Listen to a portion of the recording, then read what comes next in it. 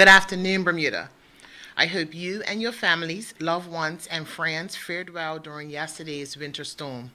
I wish to take this opportunity to extend my thanks to the Director of the Bermuda Weather Service, Dr. Mark Gashard, and his team for keeping us abreast of all of the developments of the deteriorating weather conditions throughout yesterday and last night. The critical information provided allowed us to make the right and necessary decisions to ensure that residents were kept safe.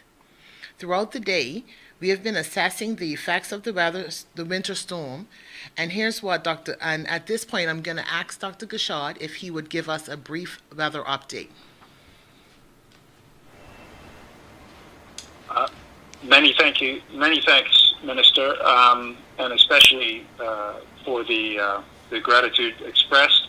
It's certainly a team effort at the Bermuda Weather Service and the Bermuda Airport Authority and our partners around the island to bring the weather information in a timely manner. So I just want to extend that thank you onwards to my team as well. We're still in the process of compiling some of the data, but I can certainly give you a bit of an update by way of a critique of the forecast. The forecast of this event was particularly well captured by the numerical weather prediction models up to a week in advance of this storm's passage. And closer to the time of the closest approach to Bermuda, the prediction of the fine details such as the minimum central pressure, timing of the highest winds, and the frontal passage was all pretty well represented by the operational models that we use at the Bermuda Weather Service for forecasting. Now, as I mentioned, that data processing and compilation of information is still ongoing, but I do have some preliminary data to give the viewers here today. The winter storm did in fact produce storm force winds and hurricane force gusts locally. In some areas where enhancement of the wind was possible from the western exposure, such as Fort George Hill in St. George's, Commissioner's Point and Dockyard, winds did approach hurricane strength of 64 knots, with gusts of even 75 knots or more. The highest readings from trusted instruments are as follows, and I'll just read these out as a list of 4 or 5 of them. At LF Wade International Airport, the maximum sustained winds were 45 knots, that's 45 knots, and with peak gusts of 65 knots. The old heliport near the causeway, 52 knots with a gust to 71. Bermuda Radio, Bermuda Maritime Operations Center at Fort George and St. George's, 63 knots was their peak wind, sustained wind, and they had peak gusts of 76 knots, and that's the highest wind speed that we're from a trusted source at the moment. Out over the marine area, over the reef, Crescent on the northern reef from the maritime navigational aids, they had a maximum wind of 53 knots, that's 53 knots, and a peak gust to 71. So we certainly did have storm force winds and hurricane force gusts. The duration of those strongest winds seemed to last until about 4 a.m. local time before starting to noticeably drop off. And again, for more westerly exposed locations, those strongest winds lasted for another hour or so before dropping. During the evolution of this particular event, changes in wind direction meant that each individual exposure changed over time, meaning if you have a property that is exposed to the west or to the north, you would have felt that ramp up in wind speed noticeably as the winds shifted around from southwest to northwest. And this is particularly evident from data shared by Maritime Operations Center from their Fort George Hill instruments. There's much more I could say, but as I said, the data collection and compilation is ongoing, and we are compiling a post-mortem short report for release wider going forward sometime next week. So I'll leave it at that for the moment, but I'll say thank you once again and hand it back to you, Minister. Thank you very much, Dr. Gashard, for that very detailed analysis. I'm also joined this afternoon by Mrs. Kelly Burgess from our Durham team. I'd just like to start with saying again that there was minimal structural or foliage damage, and most of the restoration works have been completed. Balco continued to work on restoring power to the small pockets of residents who are without electricity. Government offices resumed regular operations today. All flights are operating per normal today, and this evening we're expecting to welcome additional vaccines from the UK on the British Airways flight. All schools primary, which was without electricity this morning. Power has since been restored to the school, and in-class learning at Paget Primary will resume on Monday. As a particular note, Cedar Bridge students and teachers conducted remote learning today as the school was being used to shelter our vulnerable persons.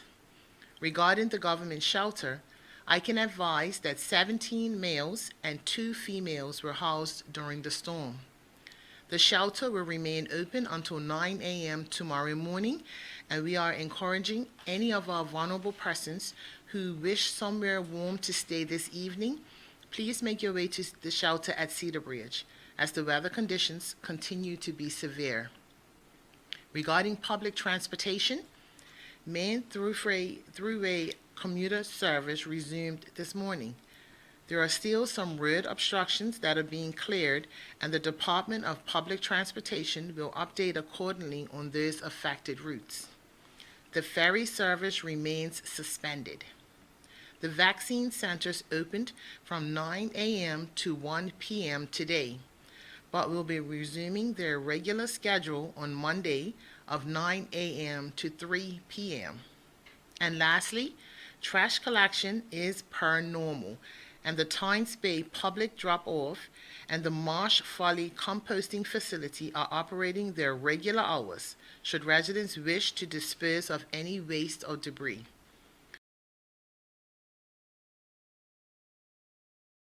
And partner agencies who ensured that we were ready and prepared for any eventuality.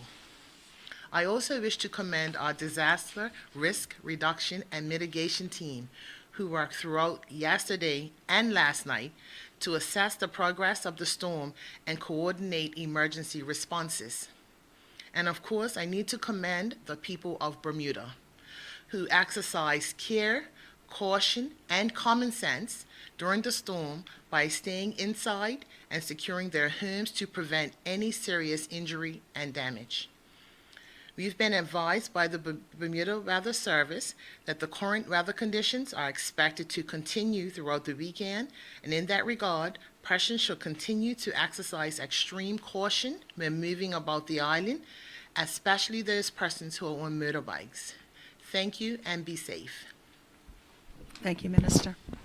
We'd like to open it up for questions. Oh, and you can stay seated. It's fine. My first question will be to Dr. Gishard. You mentioned earlier we had some figures about the wind speed.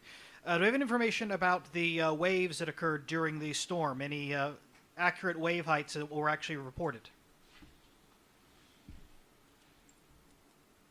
Dr. Gishard? Thanks for the question. If I understand it correctly, sorry, it was a little garbled. It was about whether we have any wave information. Is that correct? That is correct, yes, sir. Okay, so unfortunately, there is no wave buoy in Bermuda to give us verified measurements of wave action on the island. And unfortunately, there are no tide gauge data available as the NOAA tide gauges appear to be out of service to verify the presence or absence of storm surge. However, we have seen some anecdotal reports from around the island that indicate that a surge had developed in the persistent northwesterlies, and some low-lying areas around the fringes of Hamilton Harbor have in fact suffered from some slight inundation. We have noted that from posts online. All right. And this one, I guess, would be for the minister. Mm-hmm. Were there any reports of damage around the island caused by the storm? I mean, obviously we've heard about some power lines going down, but we haven't heard of anything else. Have you heard of anything different? There have been very minimal reports of any damage, and we're very thankful for that. I did receive something earlier today about a tree being down up in Warwick Parish, but other than that, we were blessed, and the damage has been minimal. And do you think anything can be learned from this experience? Obviously, things went fairly well, but obviously, there's always room for improvement. I definitely agree with you on that one, Owen. What we do is we generally have a debrief after every event, and we talk about things that worked and what didn't work, and what areas we can improve in. Thank you very much. Thanks. Thank you very much, Owen, from the Royal Gazette. That concludes today's press briefing. Thank you for joining us today, and we wish you all a safe weekend. Thank you.